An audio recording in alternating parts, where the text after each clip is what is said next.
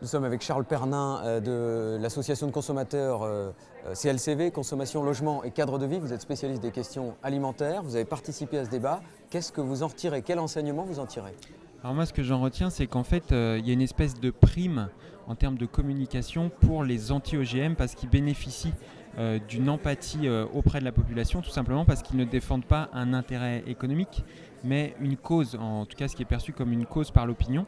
Et donc de ce fait, ils ont une espèce d'avantage par rapport à la communication des pro-OGM. Et donc c'est difficile par nature pour les pro-OGM de défendre leurs priorités. Alors vous, en termes de communication, vous c'est le point de vue du consommateur, vous êtes ni pour ni contre a priori, le point de vue du consommateur. Est-ce que vous, ça va changer quelque chose que vous avez entendu ce matin ou alors est-ce que ça vous conforte dans votre stratégie de communication sur ces questions OGM et alimentaires?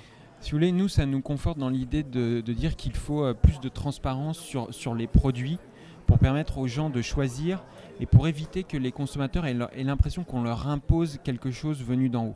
Puisque ce sentiment, en fait, crée beaucoup de défiance et un rejet dans l'opinion.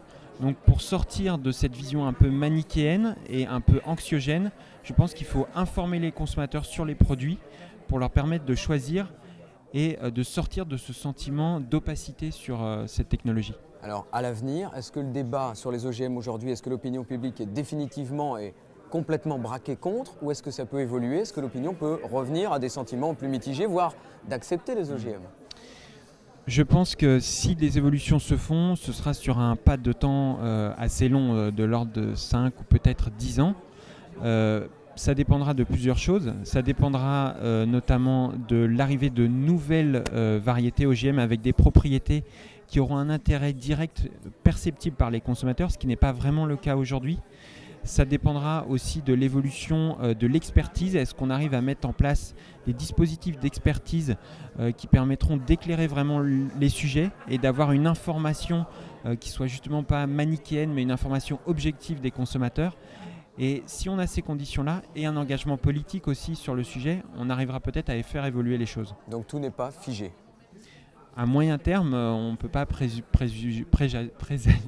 à moyen terme, on peut imaginer qu'il y aura une évolution peut-être en fonction de ces critères-là de l'opinion. D'accord, mais à court terme, par contre, là, vous pensez que le débat, il est fait là? Ah oui, puisque là, en plus, on est dans un contexte politique où rien ne va bouger dans l'année qui vient.